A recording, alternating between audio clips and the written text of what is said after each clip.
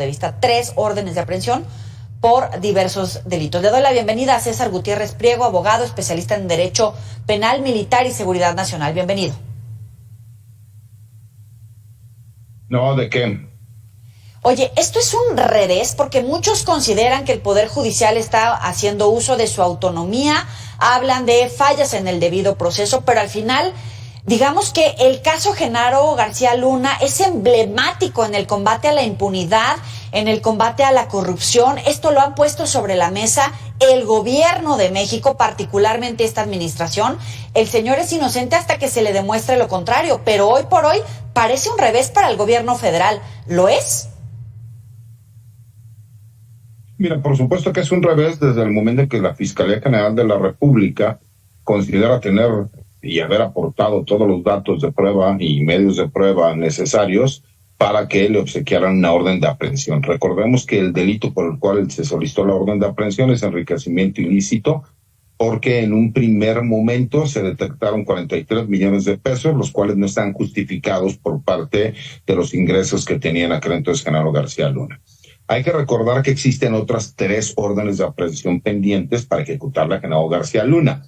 Lo que llama la atención es en este caso en específico, cuando nosotros tenemos conocimiento de que existe un juicio en los Estados Unidos en donde se hablan de cantidades muy superiores, en teoría la Fiscalía General de la República tendría los indicios suficientes durante el tiempo de la investigación que ha llevado. Entonces, por supuesto que es un duro revés para la Fiscalía General de la República y nos hace entonces pensar qué es lo que está sucediendo. ¿Realmente existe un conflicto entre el Ejecutivo y el Poder Judicial, en donde el Poder Judicial buscará por todos los medios tratar de beneficiar a todas aquellas personas que son contrarios a este régimen, o realmente son pifias de la Fiscalía General de la República en cuanto a los datos de pruebas? Como toda la información que conocemos no es pública, pues nos hace suponer, de acuerdo a la poca información que tenemos, pues que es un revés que se va a la Fiscalía General de la República, porque no solo es un juez federal quien no obsequia la orden de aprehensión, sino que es un tribunal colegiado quien lo termina confirmando, ¿no? Entonces creo que aquí valdría la pena conocer un poco más de información respecto a lo que nosotros tenemos conocimiento como público en general. En mi caso, que soy especialista en estos temas, me surgen muchas dudas, pero por supuesto que me hace pensar que puede haber algún tipo de injerencia en el Poder Judicial para que no se haya girado esta orden de aprehensión. A ver, injerencia en el Poder Judicial, pero ¿observas fallas en el proceso judicial? ¿O hay mano negra del Poder Judicial o incluso el Poder Ejecutivo porque también hay una pugna? Mira, no puedo asegurar que existan fallas en el proceso. Yo soy de las personas que sigue pensando que existen muchísimos jueces, que son la gran mayoría, que son honestos y son profesionales. Pero también entiendo que hay un pequeño grupo de estos jueces que sirven a ciertos poderes de facto y que es más que obvio, y todos lo conocemos, que existe un pleito entre el Poder Judicial, el Poder Ejecutivo y el Poder Legislativo, ¿no? Entonces, cuando nosotros nos damos cuenta que existen este tipo de situaciones, pues por supuesto que nos deja una duda. ¿Por qué? Porque sí existen otras 3 órdenes de aprehensión, y por qué en este en específico por enriquecimiento ilícito no se dio. Y me hace ir todavía más allá dentro del análisis. Hay que recordar que si esta orden de aprehensión realmente se obsequiara, se llevara y se diera cumplimiento, nos podría dar la entrada a una investigación mucho más amplia, que tendría que ver hacia dónde se fueron esos 43 millones de entrada que mencionó la Fiscalía General de la República, y que podría involucrar incluso alcanzar a personas allegadas a Genaro García Luna, como su esposa y sus hijos, ¿no? Sus hermanos, etcétera, etcétera, etcétera. ¿Por qué? Porque este entramado de dónde quedó el dinero le daría facultades de investigación para desglosarse a la Fiscalía General de la República. Pero tendría consecuencias contra otros funcionarios del gobierno mexicano, integrantes del gobierno de ese entonces, algunos que ya están en manos incluso de la justicia. Pero por supuesto, y así mismo a otras personas que están ligadas con él. Ejemplo claro, Cárdenas Palomino, ¿no? Porque recordamos que Cárdenas Palomino se encuentra en prisión, pero por un hecho completamente diverso a lo que tuvo que ver en su gestión con Genaro García Luna. Él está ahí por violación a los derechos humanos de un imputado, ¿no? Entonces, tenemos que ver también todas estas facultades de investigación que tendría la Fiscalía General de la República. Por eso llama poderosamente la atención. Si después de tanto tiempo y con tantos datos de prueba que han aportado, pues que les haya negado esta orden de aprehensión cuando sí existen otras 3 órdenes de aprehensión. Pero también hay que recordar que todas estas órdenes de aprehensión de las que estoy hablando, las 3 anteriores, pues fue antes de que se diera el cambio, ¿no?, en la presidencia de la Suprema Corte de Justicia. Entonces, por supuesto que sí queda claro que o la Fiscalía General de la República está haciendo un trabajo que, de acuerdo a la nueva ideología que están manejando en el Poder Judicial, ha variado, o de plano si existe, ¿no?, esa controversia poderosa entre el Poder Judicial y el Poder Ejecutivo.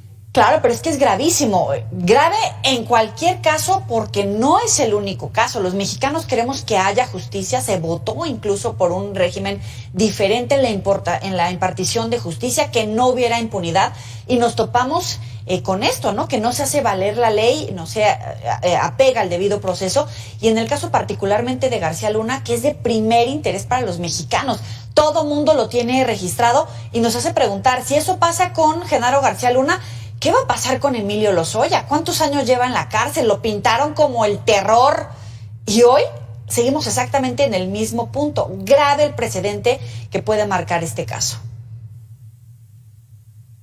Pero por supuesto que es grave, porque cuando tú ves que se termina beneficiando a presuntos delincuentes para que obtengan su libertad de forma anticipada, para que no tengan que pagar ni cumplir con ciertas obligaciones que se tenían, y por mencionar algún otro caso, el caso de Lozoya, que estamos viendo que, bueno, pues ha caído a pedazos porque simple y sencillamente todas las pruebas que la Fiscalía General de la República consideraba que podían aportar y demostrar, ¿no?, el grado de participación que él había tenido cuando se declaraban ilegales, pues nos damos cuenta que puede quedar en la impunidad un personaje que mandamos traer desde España y que aquí en México tiene la posibilidad de quedar libre y aparte no pagar ninguna compensación al gobierno de México. Claro que ya es el colmo, pero bueno, regresando al caso de Genaro García Luna, ¿hacia dónde va? ¿Qué podemos esperar? Porque bien decías, quedan 3 órdenes de aprehensión pendientes. ¿Qué podemos esperar en materia de combate a la impunidad? Mira, forzosamente me preguntaba una persona por la tarde que si yo opinaba que era necesario que la Fiscalía General de la República siguiera realizando este trabajo de investigación y solicitar las órdenes de aprehensión si él ya había sido juzgado en los Estados Unidos y estaba en espera de recibir una condena. Yo les decía que sí, que por supuesto que es importante, porque los delitos que él comete en México, creo que el grave problema que hemos tenido en México es la impunidad. Pero además porque iríamos también con todo ese entramado que estuvo alrededor de él y que eso le daría facultades a la Fiscalía General de la República para ampliar las investigaciones que están realizando.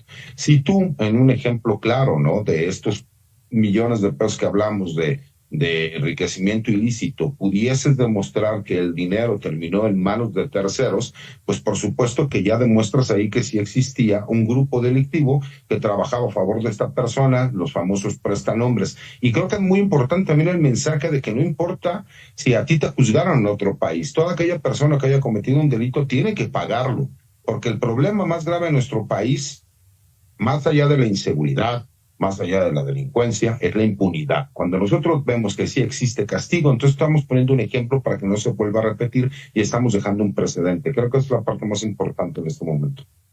César Gutiérrez, como siempre, muchísimas gracias por estos minutos para el auditorio de Mega Noticias.